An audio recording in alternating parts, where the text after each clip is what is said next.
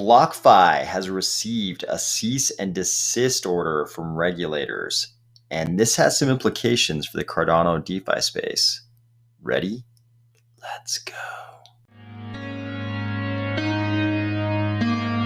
Unfortunately, this is probably just the beginning of a regulatory blitz aimed at crypto that's been coming for a long time. There's probably not a whole lot we can do about it, and there probably will be casualties, especially in DeFi. DeFi has always had this shadow over it, this regulatory shadow. The problem is there's too much money locked up in the legacy systems. The players in those legacy systems won't die or be usurped willingly. We'll probably only see an end to those players doing those legacy system things once they've successfully transitioned into the same areas where crypto currently operates. In the meantime, we'll have to contend with the revolving door. A revolving door scenario is one where the same people are rotating back and forth between industry and working for the entities that are supposed to be regulating that industry. And this can lead to regulatory capture. Regulatory capture is when industry has corrupted or at least co-opted the entities that are supposed to be regulating it. A great example of the revolving door is Janet Yellen. You'll remember that from 2014 to 2018, she was the chair of the Federal Reserve, the position now occupied by Jerome Powell. More recently, in 2021, she became the Secretary of the Treasury. What was she doing between 2018 and 2020, you ask? Well, if we scroll right down here, we can see it. Between 2018 and 2020, Yellen had received over $7 million in speaking fees from financial companies such as Barclays, Citigroup, Goldman Sachs, and Citadel. You might argue that giving a few speeches isn't the same thing as actually working for someone, but I would contend that if anybody gives you $7 million, they bought something from you. What we do know is that on Monday, Yellen convened the president's working group on financial markets and told them that they needed to regulate stablecoins with a quickness. That night, which was last night, BlockFi received a cease and desist order from the New Jersey Bureau of Securities acting through the Attorney General. The press release from the New Jersey AG's office specifically says that the cease and desist order was to stop BlockFi from selling unregistered securities in the form of interest-earning cryptocurrency accounts. So they're saying that those interest-bearing accounts at BlockFi themselves were securities. You might be thinking that BlockFi has some kind of office in New Jersey or something like that. Why else would the New Jersey AG's office be so interested in them? That's not what's going on here. They say it right here. Our rules are simple. If you sell securities in New Jersey, you need to comply with New Jersey securities laws, said the Attorney General. So if you're selling securities to New Jersey residents, you're selling securities in New Jersey. Your next point might be, yeah, but BlockFi is centralized. We all know that BlockFi is centralized. This is very different than a DeFi financial platform. That's the next paragraph. The Bureau's actions come amid rising concerns over the proliferation of decentralized finance platforms like BlockFi. They see BlockFi as decentralized, and they see that as a bad thing. That's not even a good thing. I mean, I would question whether or not they understand what true decentralization is, but whatever level of decentralization they're ascribing to BlockFi, they see that as a bad thing. They go on to say, decentralized finance platforms like BlockFi that seek to reinvent traditional financial systems such as banks and brokerages for digital asset investors. Unlike traditional regulated banks and brokerage firms, however, investors' losses are not insured against or protected by the Federal Deposit Insurance Corporation or Securities Investor Protection Corporation. Further, these decentralized finance platforms, which are not currently registered or licensed, present a heightened risk of loss to investors. So they see being decentralized as more risky as far as the investors losing their money. Release also says the order's findings include that despite advertising on its website that BlockFi is a US regulated entity that plays by the rules, BlockFi fails to disclose that investors that its BlockFi interest accounts are not registered with the Bureau or any other securities regulator or exempt from registration. So you need to remember this. They're telling us, hey, there are financial platforms in the crypto space that are telling you they are regulated entities. And according to us, the regulators, they are not regulated entities. They might be regulated by somebody. I'm assuming in this case, I'm guessing they probably have like money transmitter licenses somewhere. But the AG's office is saying, what we care about is them being registered with our Bureau of Securities or any other securities regulator, and they're just not. Let's back up a second. The AG's office is saying that BlockFi was selling unregistered securities in the form of interest-earning cryptocurrency accounts. So it sounds like they're saying the interest-earning cryptocurrency accounts themselves were unregistered securities, but they also say down here that BlockFi has been funding its cryptocurrency lending operations and proprietary trading, at least in part through the sale of unregistered securities. There's this prevalent perception in the crypto space, whether rightly or wrongly, that you will only get in trouble with securities regulators if you are selling sketchy coins. That if you're selling, say, Bitcoin and Ethereum, you're totally fine. So it's important we look at what BlockFi is actually dealing in. So if we go to their trading page, because they also have trading, BlockFi has trading. If you go to their trading page, there's this little segment, choose your currency. BlockFi lets you buy, sell, or exchange cryptocurrencies, including BTC, ETH, LTC, PAXG, as well as USD-based stablecoins, USDC, USDT, GUSD, and PAX. This is really interesting. BTC and ETH, there's definitely this perception that those are not securities. LTC is so derivative of BTC, there's also an assumption that the same would apply to LTC. Then we have the stable coins. We know what those are. Then we have PAXG. What is PAXG? CMC tells us that PAXG is Pax Gold, and Pax Gold is a gold-backed cryptocurrency. So we have Bitcoin, Ethereum, Litecoin, a gold-backed crypto, and 4 stablecoins. These are not the sketchy 2017 ICO, give me a bunch of money so I can build on my project type coins that people typically think of when they think about the crypto projects that are going to cause the most trouble with securities regulators. From the press release, we don't really know if New Jersey has a problem with one or all of these coins or the stable coins, or if it's just paying interest on crypto in general. According to this list, it looks like the assets that can be deposited at BlockFi to earn interest is a little bit more extensive than their trading list. We've got BTC, ETH, LTC, Link, some of the stable coins, DAI, Uni, and BAT. So we don't know, is the problem with the deposits one of these coins?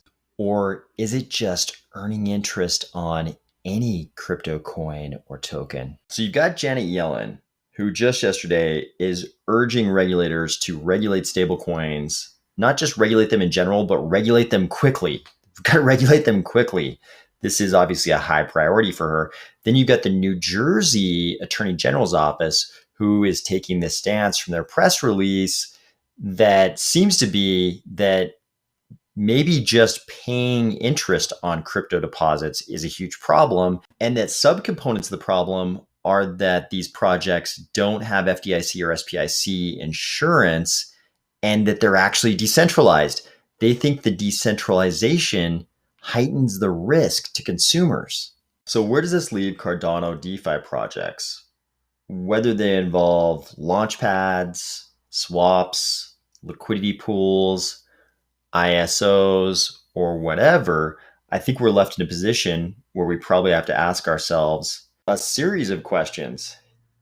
The classic old question that I hope everybody was already aware of is that we have to ask, is this project selling some kind of sketchy 2017 ICO type token that would not pass the Howey test. I think we're all familiar with the regulatory problems that we've discussed many times on this channel with those kinds of operations.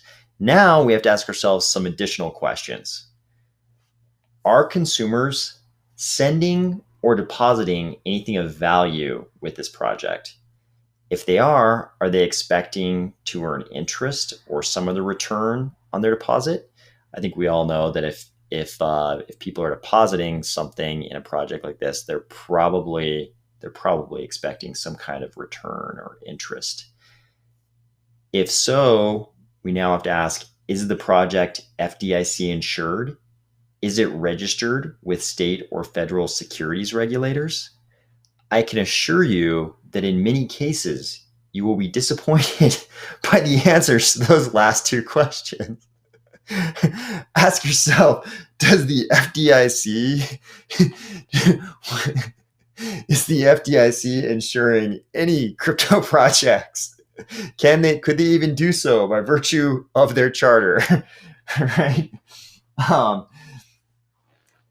I think we're just at the beginning of this regulatory blitz. I think we're going to see heavy regulation of stablecoins. The way they're going to regulate stablecoins, they're going to say, "Hey, you can't touch the legacy systems if you're at all involved in stablecoins, and you can't bank with any institution that touches the legacy systems." That's a huge problem for DeFi. Now, if a DeFi project involves you depositing crypto with that project, and you are paying interest of some kind, and people are going to use all kinds of names for this interest, I'm sure. But if you're paying any kind of interest, we have to ask the question now: does this fit the same category of activities that the New Jersey AG's office wrote that cease and desist letter to BlockFi over? And I mean, this is just a cease and desist letter.